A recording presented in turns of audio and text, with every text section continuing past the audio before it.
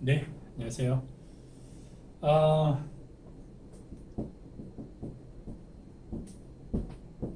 도대체 창업이 뭐고, 창업이 뭐냐, 개념을 우선 살펴보시고요. 이게 또 나름대로 실제적으로 무슨 의미가 있느냐. 또 창업이라는 자체가 또 학문적으로는 어떤 의미가 있고, 또 실무적으로는 어떤 의미가 있는지를 간단하게 살펴보겠습니다.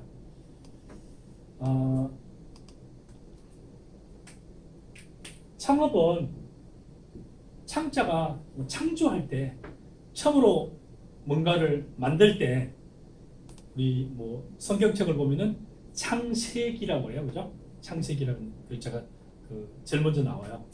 성경의 66권 중에서 제일 첫 번째가 창세기가 나와요. 창세기 첫 번째 보면은 세상을 어떻게 만들었다, 첫날에 무엇을 만들고 무엇을 어떻게 만드는지에 관련 있는 게 나와요.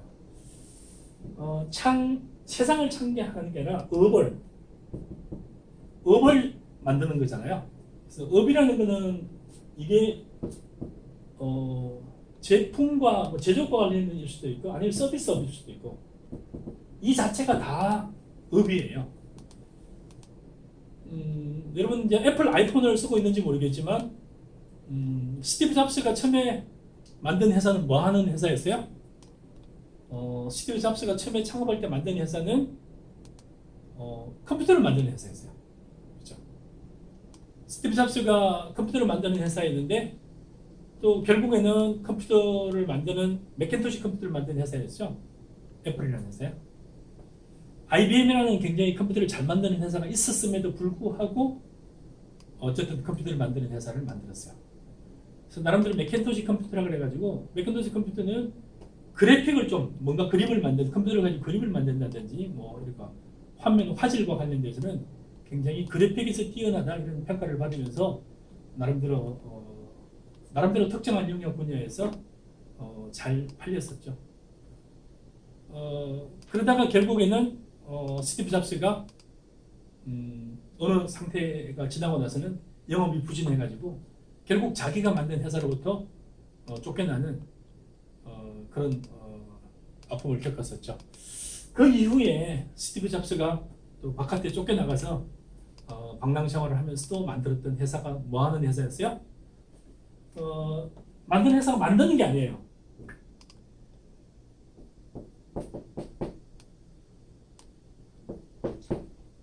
픽사라는 그 애니메이션 회사가 있었는데, 그러니까 스티브 잡스가 애플을 만들 때는 처음으로 만들었죠. 본인 회사를 친구와 같이 만들고 나서 잘 이끌다가 또 어느 순간에 영업 부진이 겹치면서 계속 적자가 나오면서 제발 좀 쟤만 없었으면 좋겠다 해가지고 원래는 사실은 스티브 잡스가 자기 친구를 CEO로 데려왔어요. 그래서 네가 좀 경영을 해보라 했더니 그 친구가 스티브 잡스를 쫓아냈어요. 너만 없었으면 좋겠다. 그래서 쫓아냈는데 오히려 더 안 됐었죠.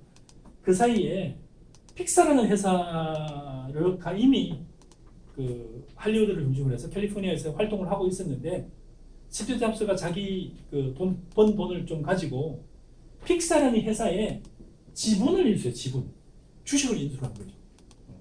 그러면 스티브 잡스가 창업을 한 거는 애플을 창업했지만 픽사는 일종의 인수합병을 한 거나 마찬가지죠. 자기가 산 거죠. 지분의 대부분을. 그리고 이 회사에 또 새로운 사람들 영입하고 대규모 자본도 투자를 하고 해가지고 나름대로 굉장히 성공을 이끌었죠. 이때 만든 그 애니메이션이 토이스토리라는 영화를 만들었어요. 토이스토리.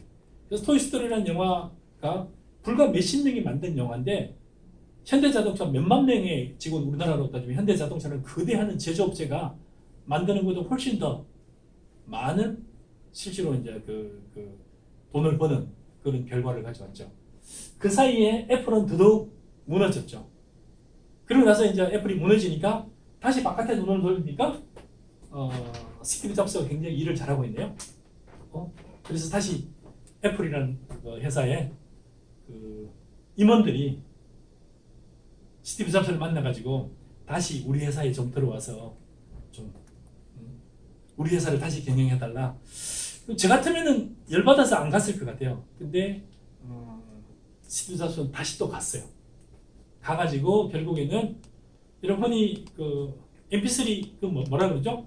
음악 하는 거 그거 아이팟이라고 그러죠. 아이팟을 대대적으로 성공을 시키고 그리고 나서는 이어서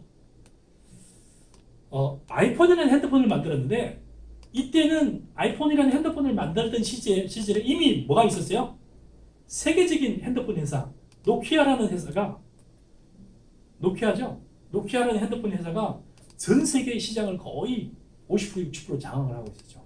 그 삼성, LG 등등 세계적인 핸드폰 만드는 회사가 이미 수백 개의 핸드폰 만드는 회사가 절비한 시절에 나도 핸드폰을 만들겠다라고 뛰어드는 게 스티브 잡스예요. 이때는 뭐예요? 그래서 애플을 만들 때는 순수 진짜 초기 창업을 한 거고 픽사를 할 때는 인수해서 그야말로 재창업을 한 거고 그러고 나서 애플에 다시 들어왔을 때는 신규 사업을 한 거예요. 아이팟, 아이폰 사업을. 그래서 애플이라는 회사를 살펴보면은 창업의 모든 것을 다 보여주는 것 같아요. 진짜 바로 창업하는 거. 그리고 진짜 인수해가지고 새롭게 뭔가를 회사를 변화시키는 거. 그 다음에 기존에 있던 회사의 사업을 다각화해가지고 새로운 모습으로 변신을 하는 거. 그래서 창업이라는 거는 처음으로 만든다라는 의미가 있긴 하지만 이 처음이라는 거는 여러 가지 의미예요. 기존에 있던 그릇을 이용하기도 하지만 기존에 있던 그릇을 뒤집기도 하고 변화를 시키기도 하고 그래서 새롭게라는 거는 뉴라는 의미에서는 여러 가지 의미가 있을 수 있어요. 남이 안 해본 걸 내가 최초로 할 수도 있고 남이 하고 있는 걸 할 수도 있고 남이 하고 있는 거에 지분을 인수해서 내가 조금 최대 주주 내지는 회사를 좌지우지하는 역할을 할 수도 있고 기존은 회사 내에서 새로운 제품이나 아이디어만 다각화할 수도 있고 이 모든 것들이 좀 창업이라고 볼 수 있습니다. 그래서 창업이라는 개념 자체를 조금 더 유연하게 생각을 해라. 제가 조금 전에 첫 번째 수업 시간에 했듯이 1시간 전에 얘기했듯이 하이브리드 창업 같은 경우도 창업이라는 거 글자는 정주영 씨가 창업하듯이 뭔가 그게 전력하는 것이 아니라 그렇지 않을 수도 있어요. 내가 회사를 가지고 좋은 아이템을 가지고 회사를 다니면서 그걸 디벨롭을 할 수도 있고 어느 순간에 회사를 나올 수도 있고 회사를 다니면서 같이 계속 병행을 할 수도 있어요. 그래서 여러 가지 형태의 창업이 있다라고 얘기를 할 수 있겠고요. 잠깐 애플의 얘기를 조금 더 하면은 이래요. 그래서 결국은 스티브 잡스는 애플이라는 회사가 거의 다 망했는데 다시 들어와서 다시 부흥을 시켰죠. 아이팟과 아이폰을 통해서 세계적인 회사를 거듭났죠. 그래서 그때 당시 스티브 잡스가 최장암으로 죽을 때 당시 2011년이죠. 2011년 10월로 기억하는데 스티브 잡스가 돌아가셨죠. 스티브 잡스는 제가 굉장히 좋아해가지고 스티브 잡스와 관련된 책도 굉장히 많이 보기도 하고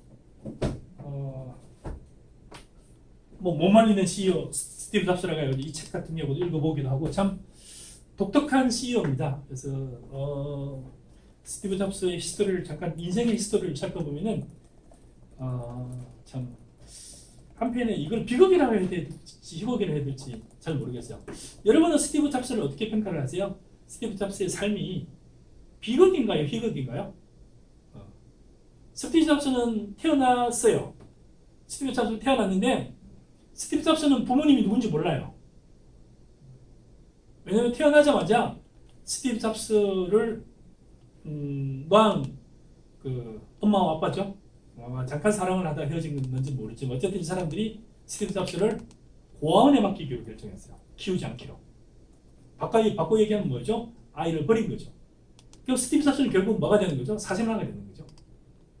버려졌는데 갖다 맡기면서 우리나라는 그냥 몰래 갖다 맡겼을 것 같은데 갖다 맡기면서 이 부모님들이 원래 생부모님들이 조건을 걸었죠.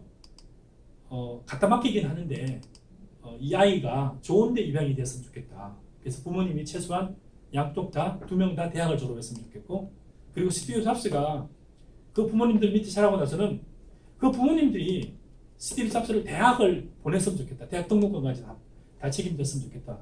이거를 약속하는 사람한테 이 조건에 부합하고 이걸 이행하겠다는 사람한테 이 아이를 맡기십시오라고 이 아이를 입양할 수 있게 해주십시오라고 했는데 결국 스티브 잡스가 이제 입양을 했죠. 실제로 부모님이 입양을 했는데 선생님인 집안이었어요. 학교 선생님이 집안에 입양이 됐는데 결국에는 대학을 보내주겠다고 그랬는데 대학을 보내줄 돈은 없었나 봐요. 스티브 잡스 때 대학을 입학을 했는데 등록금은 안 대줬어요. 등록금 안 대주더라도 사실 미국 같은 데는 본인이 학자금을 융자를 신청하면 받을 수 있고 대학을 졸업할 수 있거든요. 근데 부모님도 돈을 대주시지 않고 본인도 대학을 다닐 특별한 마음이 없었던 것 같아요. 그래서 결국에는 리더 대학이라는 미국의 대학에 입학을 해가지고 이 친구가 수강 신청은 안 하고 청강만 하고 이 수업 져서 듣고 싶은 것만 듣고 한 1년 반 정도 들은 것 같아요. 그래서 결국에는 왔다 갔다 수업만 좀 듣다가 결국에는 학교를 그만두고 등록한 적도 없으니까 사실 그만뒀다는 얘기가 그렇긴 한데 대학 근처에서 창업을 했죠. 그래서 이제 스티브 잡스가 창업을 했는데요. 이 친구가 가진 게 뭐예요? 부모님으로부터 돈을 받은 게 없어요. 그리고 본인이 학벌이 없어요. 그리고 본인이 친구들도 많지 않아요. 있는 거라고는 뭐 나름대로 고집이 있었던 것 같고요. 뭔가 버림받았으니까 좀 거기에 대한 뭔가 생각들도 굉장히 복잡했던 것 같고. 어쨌든 대학 전후 다니면서 여자친구를 만나서 또 애를 낳았어요. 스티브 잡스 스토리를 읽어보면 참 그런데 그 아이를 또 더 버렸어요. 안 키워요. 아주 오랫동안 그 아이 양육비도 안 줬어요. 그래서 결국은 죽기 전에 뭐 보니까 결국은 자기 딸로 인정하고 뭐 어느 정도 유산도 주고 했던 것 같은데 몇 가지를 보면은 참 스티브 잡스가 요즘 같으면은 우리나라가 스티브 잡스 딸이 지금 애플을 지배를 하고 있어야 되잖아요. 아들이나 딸이 지배를 하고 있어야 되는데 스티브 잡스가 죽었을 때 아들이나 딸이나 부인한테 그에게 재산을 남겼다는 얘기가 없어요. 재산을 거의 남기진 않은 것 같아요. 그리고 언론에 나온 거는 스티브 잡스가 죽었을 때의 이 회사를 팀 쿡이라는 사람한테 맡겨요. 팀 쿡은 뭐냐면은 애플이라는 회사에 일종의 그 사내 이그제큐티브 디렉터 정도 되니까 그냥 집행이사 정도 되는 거죠. 근데 특히 마케팅이나 회사를 조직 관리를 좀 잘하는 친구한테 맡겼어요. 키가 아주 크고 2m 정도 되는 팀 쿡이라는 애플의 원래부터 애플이라는 회사를 좀 이해하는 나름대로 마케팅을 좀 잘하고 회사를 조직 관리를 좀 잘하는 친구한테 맡겼어요. 그래서 2011년에 10월에 스티브 잡스가 죽었을 때 애플에 대한 평가가 뭐였냐 하면은 이제 혁신은 끝났다. 그리고 애플도 끝났다 했어요. 이때 당시에 애플의 시가총액이 3,500억 달러. 우리나라 돈으로 약 350조. 약간 그냥 그대로 100원대로 하면 350조. 많이 보면 한 380조 정도 되는 회사 가치가 있었어요. 근데 지난주에 이 회사가 얼마를 돌파했냐 하면은 3,500억 달러에서 약 5배, 37은 21, 한 5배 내지 6배가 된 2조 달러, 우리나라 돈으로 약 2,000조 되는 회사로 2,200조 정도 되는 회사죠. 2,000조 이상 되는 회사로 탈바꿈을 했어요. 성장을 했어요. 누가 성장을 시킨 거죠? 팀 쿡이라는 사람이 성장을 시킨 거죠. 자, 크게 달라진 게 두 가지가 달라졌는데 스티브 잡스가 회사를 운영했을 때는 새로운 혁신적인 제품, 회사 내 혁신을 따졌어요. 근데 지금은 팀 쿡이 나올 때는 회사 내에 어마어마한 혁신을 가져온 건 아니고 지금은 뭐가 됐냐면요. 애플의 핸드폰을 사용하는 사람들은 누구나 애플의 핸드폰을 사용하는 사람들은 누구나 애플이 제공하는 각종 서비스를 유료 서비스를 사용할 수밖에 없는 강요를 안 해요. 그 대신 애플을 사용하지 않으면은 그 대신 애플이라는 핸드폰을 한번 사용하기 시작하면은 핸드폰을 바꾸더라도 애플 핸드폰을 사용하면서 남은 아이폰을 사용하면서 생긴 내가 30년의 히스토리가 다 핸드폰에 남아있고 핸드폰과 관련된 모든 히스토리가 다 저장이 되게 돼 있어요. 근데 만약에 나는 아이폰을 사용 안 하겠다 던지는 순간에 나의 30년의 모든 역사가 다 날아가게 돼 있어요. 그럼 어떻게 하겠어요? 아이폰을 사용하는 사람들은 돈 주고 사용 안 해? 괜찮아 우리 거 사용하지 마. 뭐 우리 거 뭐 불편하다고? 불편하면 쓰지 마. 이랬는데도 돈을 내고 나는 애플의 핸드폰을 쓰는 게 아니라 애플의 서비스를 이용하겠다는 사람이 세계적으로 6억 6억 명이 넘어요. 6억 명. 대한민국이 전체 5천만 명이에요. 실제로 일하는 사람, 할머니, 할아버지 제외하면 실제로 돈을 뭐 근로자랄까요? 이런 사람들 한 2천만 명 정도밖에 안 되는데 애플의 서비스를 애플의 핸드폰은 물론이거니와 애플의 서비스를 나는 유료로 이용하겠다는 사람이 5억 명이 넘어요. 이걸 누가 만들었느냐? 스티브 잡스는 만들어서 혁신적인 아이폰과 아이팟을 팔려고 했는데 팀 쿡은 뭐예요? 애플의 서비스를 누구나 이용을 하게 자연스럽게 애플에 뭐가 되는 거죠? 지금 혁신적인 제품의 사용자가 아니라 지금 뭘로 바뀐 거죠? 애플이라는 일상의 서비스를 사용하는 사람이 늘어난 거예요. 일상의 서비스를. 여러분도 가만히 생각해 보세요. 삼성이라는 대한민국의 거대 기업이 생존하는 이유는 뭐예요? 여러분 아침부터 저녁까지 잘 때 나는 오늘 하루 삼성이라는 글자가 드러나는 제품을 한 번도 안 쓰고 아침부터 저녁까지 24시간을 지낼 수 있다. 하기가 쉽지 않아요. 냉장고 문을 열고 보니까 그게 삼성이네. 자동차를 보니까 뭐네. 핸드폰을 보니까 뭐네. 등등 해서 보면은 삼성이라는 제품을 하루도 쳐다보지 않고 사용하지 않고 지나가기 쉽지 않는 거 마찬가지로 이미 팀쿡이라는 사람은 뭘 이용한 거죠? 혁신은 끝났는데 그 대신 뭐가 되는 거죠? 일반적인 서비스는 누구나 사용할 수 있게 만들어버린 거죠. 그래서 오늘날 애플이라는 회사에 스티브 잡스는 사라졌지만 애플이라는 회사의 혁신은 멈췄을지 모르지만 애플이라는 회사의 서비스는 누구나 이용하는 일반적인 서비스가 되고 이용하지 않으면 안 되는 필수 서비스가 되어버렸어요. 그럼 뭐가 된 거죠? 혁신을 찾아보다가 혁신은 눈에서 사라졌는데 나의 부속품이 되고 내가 일반화가 되어버린 거죠. 그래서 최근에는 이제 제가 아침에 잠깐 그 기사를 보니까 스티브 잡스는 사라졌는데 혁신도 사라진 것 같은데 애플의 시가총액은 왜 애플은 계속해서 더 많은 수익을 누리는가 하는 거 제가 수업 자료 올리면서 같이 올려드릴게요. 그래서 흥미로운 신문 기사니까 한번 살펴보세요. 그래서 창업이라는 거는 다시 돌아와 보면은 애플 같은 천재적인 사람, 자 애플이라는 스티브 잡스가 창업할 때 돈이 있었을까요? 돈과 창업과 별로 관계가 없어요. 우리나라에서 창업이라는 얘기를 제가 많이 하고 20년째 하고 다니는데 창업이라는 글자를 젊은 사람이든 나이 많은 사람이든 주변에 중년이든 청년이든 할 때마다 제가 가장 많이 듣는 거는 돈이 어디 있어요? 이런 얘기를 많이 들어요. 돈과 창업은 아무런 관계가 없어요. 지금 세계 10대 부자에 들어가는 사람들, 자, 빌 게이츠가 돈이 있어서 창업을 한 거 아니잖아요. 자, 마크 주커버그가 페이스북을 만들어서 지금 얼마 전에 보니까 뭐 이게 트럼프가 올린 이상한 글 때문에 나는 페이스북을 이제 막 광고를 안 하겠다고 떠났던 수백 개의 기업들이 있었는데 그럼에도 불구하고 지금 비대면 시대에 페이스북이라는 주가는 또 더 올라갔어요.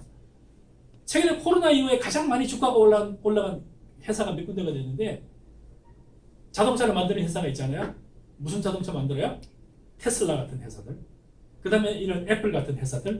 그리고 페이스북 같은 회사들. 이거는 안 쳐다보면서 내가 직접 그 바깥에 안 나오더라도 계속 커뮤니케이션이 가능한 업체들이잖아요. 구글이라도 있는 업체들. 그래서 이 업체들의 주가들은 더더욱 많이 올라가는 그런 현상이 발생했고요.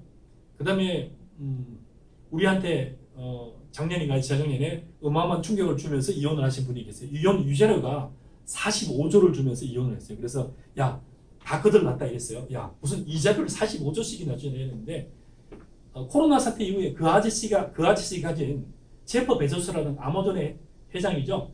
제프 베조스는 아마존의 그 대주주가 가진 주가가 올라간 이 시가총액이 45조 준 것보다 더 많이 올라갔어요. 그래서 통 크게 많이 줘서 올라갔나? 잘 모르겠지만 어쨌든 그래서 창업하면은 뭔가 돈이 있어야 된다는 거하고는 별 관계가 없어요. 제프 베조스가 돈이 있었던 것도 아니고 심지어 제프 베조스 아마존은 수십 년째 적자가 났던 회사예요. 그 다음에 여러분 알다시피 빌 게이츠는 집안은 좋았지만 그 어머님이 빌 게이츠도 창업하는데 돈을 써라라고 10원도 준 적이 없어요. 그 다음에 페이스북을 만든 마크 주커버그는 그 아이디어도 자기 것도 아니었고요. 그 창업하는 자금도 자기 것이 아니에요. 룸메이트가 천불 빌려줬거든요. 그게 다예요. 우리나라 또 100만 원. 창업 자금이 100만 원이 다였어요. 그나마 그 돈도 룸메이트가 빌려준 돈이었어요. 여러분이 시간 되시면은 아마 뭐 스티브 잡스 한번 시간 내시면 관심 있게 한번 살펴보시고요. 페이스북이라는 그 책을 회사를 만든 마크 주크버그 관련된 그 얘기가 있는데요. 영화를 한번 살펴보세요. 혹시 요즘에 여러분 찾아보면 볼 수 있을지 모르지만 그 영화 소셜 네트워크라는 영화를 한번 살펴보세요. 그래서 이번 주 과제는 그냥 제가 이게 2개 줄게요. 2개 중에 하나 한번 살펴보세요. 첫 번째는 스티브 잡스와 관련된 책을 읽어보시든지, 나는 책을 읽기 싫다면은 스티브 잡스의 알파와 오메가와 스티브 잡스의 모든 거에서는 인터넷 뉴스를 다 뒤져보세요. 그래가지고 스티브 잡스는 어떤 사람이구나라고 도대체 어떻게 태어났고 어떻게 죽었다. 거기까지만, 죽은 이유까지는 살펴볼 필요가 없고요. 그래서 거기까지 한번 스티브 잡스 히스토리 한번 살펴보세요. 또는 소셜 네트워크라는 영화예요. 소셜 네트워크. 영화예요. 이거는 여러분들이 아마 영화를 좋아하시는 분은 그냥 찾아서 한번 보세요. 넷플릭스 같은 데서 보면 있을지 없을지 잘 모르겠지만 소셜 네트워크라는 영화를 찾아서 한번 보세요. 그래서 이 2개를 보고 나는 봤다. 그 내용이 뭐더라 하는 걸 간단하게 한 페이지나 2페이지를 요약하시면은 그거를 제가 중간고사가 아니라 두 번째 주요. 두 번째 주 제가 과제로 내드릴게요. 과제 겸 출석이에요. 그래서 스티브 잡스에 관해서 여러분들이 책을 읽든지, 난 책을 못 찾아 인터넷 자료를 뒤진다. 그래서 스티브 잡스에 관해서 여러분이 2페이지로 요약을 하세요. 요약하는 이유는 뭐냐? 여러분이 강의를 하거나 등등 외부에 뭔가를 하거나 논문을 쓰거나 할 때 적어도 스티브 잡스가 나왔다 하면 이 사람은 어떤 사람입니다 라고 여러분 입으로 줄줄줄 얘기할 수 있게. 무슨 얘기를 하시겠죠? 혁신하면은 빌 게이츠와 스티브 잡스를 얘기 빼놓고 나면은 벤처와 창업을 얘기할 수가 없어요. 우리나라의 정주영과 이병철을 빼놓고 나서는 기업 사업가를 얘기할 수 없는 것과 똑같아요. 그래서 스티브 잡스에 관해서는 적어도 여러분들이 다 읽어봐라. 빌 게이츠에 관한 얘기는 자연스럽게 제가 얘기하지 않아도 읽을 수밖에 없어요. 어디서 읽느냐? 빌 게이츠에 관한 얘기는 아웃라이어라는 책에 보면은, 제가 아웃라이어를 매번 읽어보라고 하는 책에 들어가거든요. 그래서 당연히 빌 게이츠에 관한 얘기는 이걸 보면 돼요. 아웃라이어 중에 상당 부분이 몇 페이지가 빌 게이츠에 관한 얘기로 뒤덮여 있어요. 그래서 여러분이 창업에 관해서 젊은 학생들하고 얘기를 하든지 또 누군가 얘기를 할 때는 3대 그나마 이게 벤처 기업가 혁신가라고 하면은 빌 게이츠, 스티브 잡스, 마크 주커버그. 저는 이렇게 보거든요. 다 대부분 그렇게 봐요. 그래서 그 3명을 제가 다 언급을 한 거예요. 자, 마크 주커버그는 어디서 얘기가 어디서 뭘 보면 된다고요? 마크 주커버그를 찾아도 되지만 소셜 네트워크라는 영화를 보면은 나와요. 그거 보면은 참 창업이 저렇게 시작을 하는구나 하고 굉장히 놀랄 수도 있어요. 그리고 혁신가의 그 너머에 보면은 내가 아이디어가 없다. 남 아이디어를 훔치기만 해도 되겠구나 하는 생각이 들기도 하고요. 그 다음에 스티브 잡스에 대한 얘기는 정말 여러분들이 보면은 돈이 있어야 창업이 되는구나라는 그 얘기는 완전히 이제 돈하고는 관계없구나.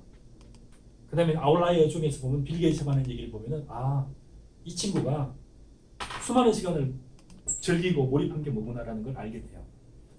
이 3명에 관해서 공통점을 잠깐 얘기를 하고 잠깐 제가 언급하고 지나가면요. 이 3명의 공통점은 저는 굉장히 용기 있다고 보는데요. 물론 용기도 있어요. 용기 있다고 보는데 이 3명이 공통적으로 했던 얘기가 있어요. 너 재산 어떻게 할 거니 했을 때 사실은 재산에 관한 얘기는 그냥 의미가 참 없더라고요. 의미가 없다는 얘기는 뭐냐면 내 거니까 뭘 어떻게 하겠다는 게 없어요. 그래서 돈을 어떻게 벌었냐고 했을 때는 이 3명이 했던 공통적인 얘기가 있어요.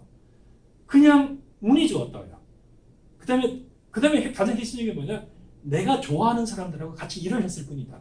그 돈은 뭐냐? 그냥 결과로서 생길 거다. 그거 어떻게 할 거냐? 다 사회에 환원하겠다. 그래서 오늘날 우리나라 같으면 굉장히 영끌이라 그래가지고 영혼을 끌어모아서 부동산을 산다, 부자가 되겠다는 것들하고는 참 차원이 다른 얘기들이어가지고 창업 얘기하면서 도대체 왜 창업을 하느냐라는 거 다시 돌아가요. 자, 창업을 하는 이유 같은 경우도 해마다 조사기관에서 조사를 하는 게 몇 개가 나와요. 가장 많이 왜 창업하니? 먹고 살려고. 생계형 창업이라 그래요. 생계형. 이걸 하면은 먹고 살 수 있다. 또는 이거 부자예요. 이걸 하면 부자가 된다더라. 이걸 하면 먹고 살 수 있어. 목에 풀칠할 수 있을 것 같아서. 아니면 이거 하면은 돈을 특별히 많이 번다고 그래서. 마크 주커버그는 약간 이런 거일 수도 있어요. 이거 하면 돈을 많이 벌 수도 있겠는데 라는 것도 감이 됐어요. 왜냐면은 마크 주커버그는 사실은 창업하는 이유, 너 왜 창업하니 했을 때 이 친구의 우상이 누구냐면 빌 게이츠예요. 빌 게이츠를 닮고 싶어가지고 처음부터 끝까지 빌 게이츠가 따라하니까 마크 주커버그는 뭐냐? 따라쟁이. 누구 따라쟁이냐면은 빌 게이츠 따라쟁이였어요. 그래서 실제로 하버드 대학교 2학년 마치고 때리셨어요. 이거 왜 그래요? 빌 게이츠가 2학년 마치고 때리셨어요. 그 다음에 가장 많이 얘기하는 게 생계형 그냥 부자가 될 수 있고, 그 다음에 실제로 자아시죠.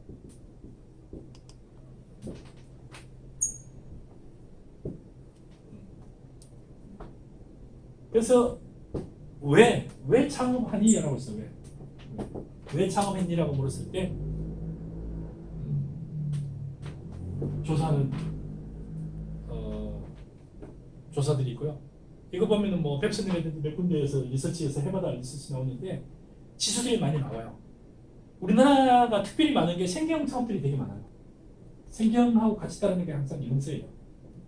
뭔가 장기간 준비를 하고, 준비라는 건 뭐예요? 그 아이템에 관해서 전문성을 가진다든지, 뭔가 일을 했다든지, 뭔가 그 분야에서 뭐 이렇게 오랫동안 준비를 했다든지, 이런 것들이 없이 창업했다는 게 많잖아요. 그래서 이 부분에 관련돼서는 제가 추후에 진행돼가면서 조금 더 얘기를 할 거예요. 그래서 어쨌든 창업이 도대체 뭐냐라는 부분 관련해서 잠깐을 이렇게 잠깐 쉬었다가 창업의 시대적인 의미에 관해서 또 강의를 하도록